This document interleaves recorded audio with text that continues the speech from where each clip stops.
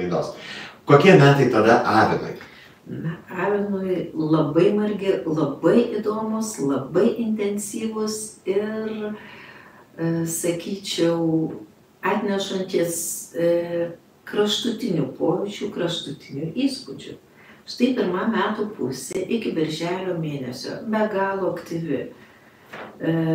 Permainos, kai reikalaujančios visiško persitvarkymo. Kodėl? Nes ir Saturnas trumpam įeina nuo gegužės galo į avino ženklą, o Neptūnas avinė net nuo kovo 31 dienos.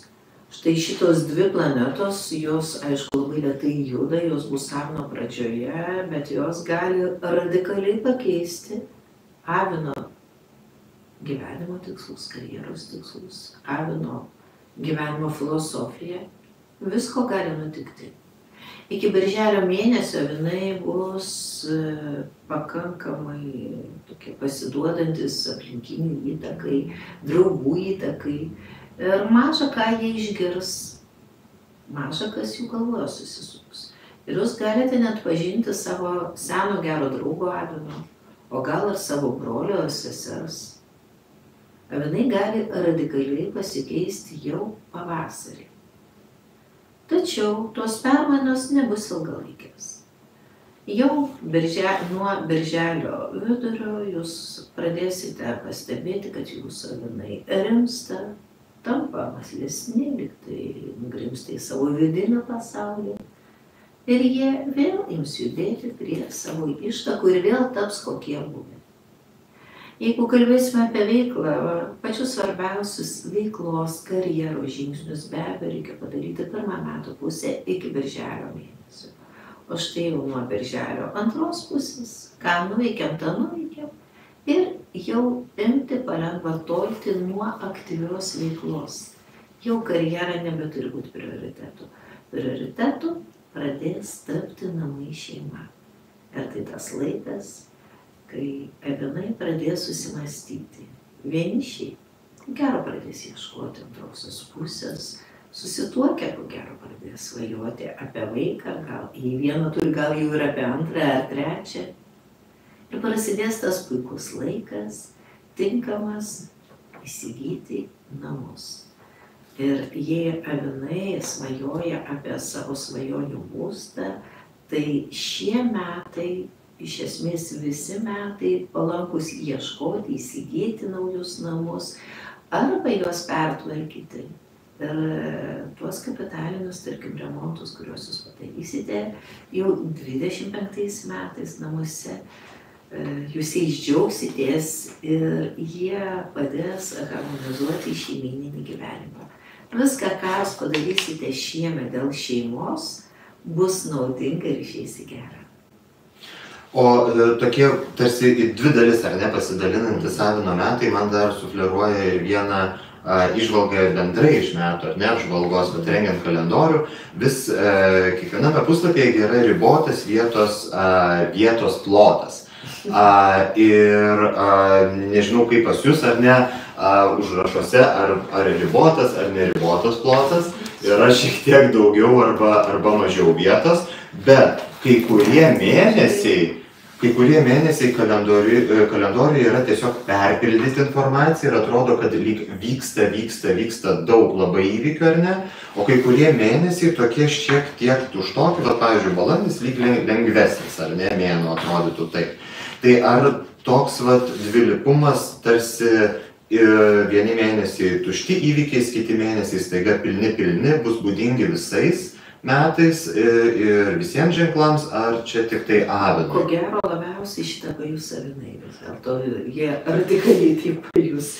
Tai bus tie, kas labiausiai keisis ir galbūt keisis iš esmės.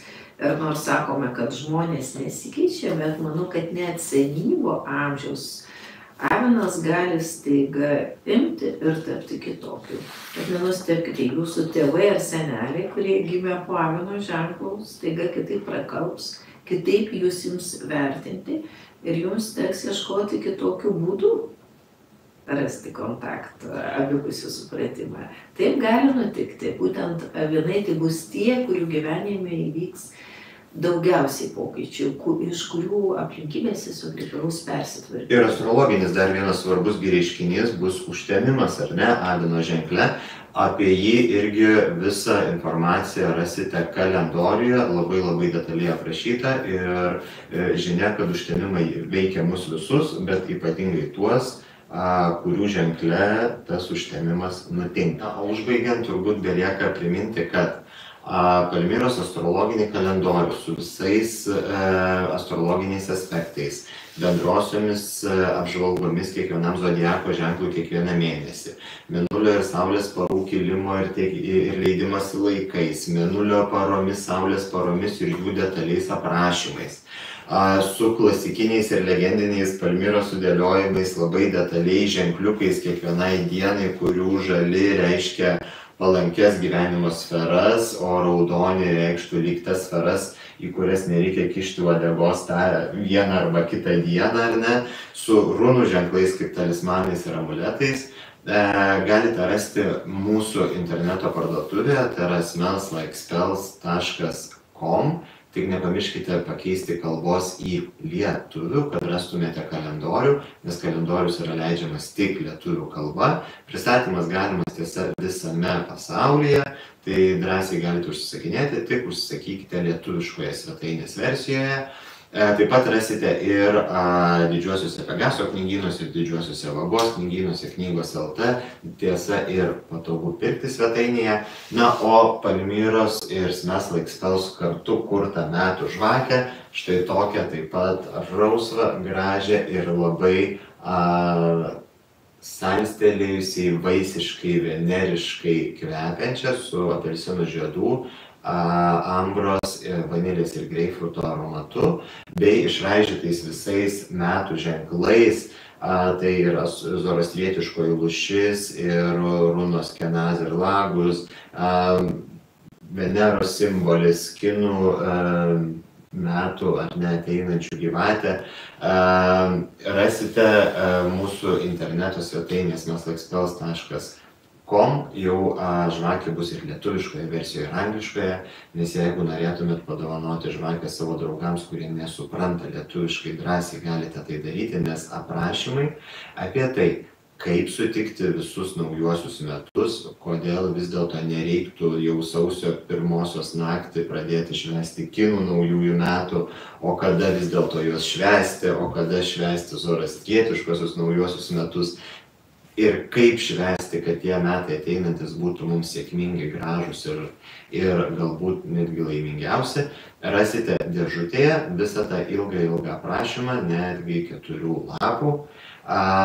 Todėl suskubkite užsukti pas mus į svetainę, suskubkite užsukti į knygynus, nes kiekvieno iš šitų maginių įrankių kiekis ribotas, tai yra limituoto leidimo produktai, ir iš praktikos žinome, kad jau artėjant didžiosiomis šventėmis paprastai jie atsiduria pas kažką dovanų krepšeliuose, o kai kas lieka šiek tiek galbūt ir nusiminęs. Ačiū Palmira dar kartą, ačiū Jums, kad žiūrėjote, nepamirškit galbūt pasidalinti paskutinį kartą įrašų su draugais, galbūt kažkam jis bus irgi įdomus. Visada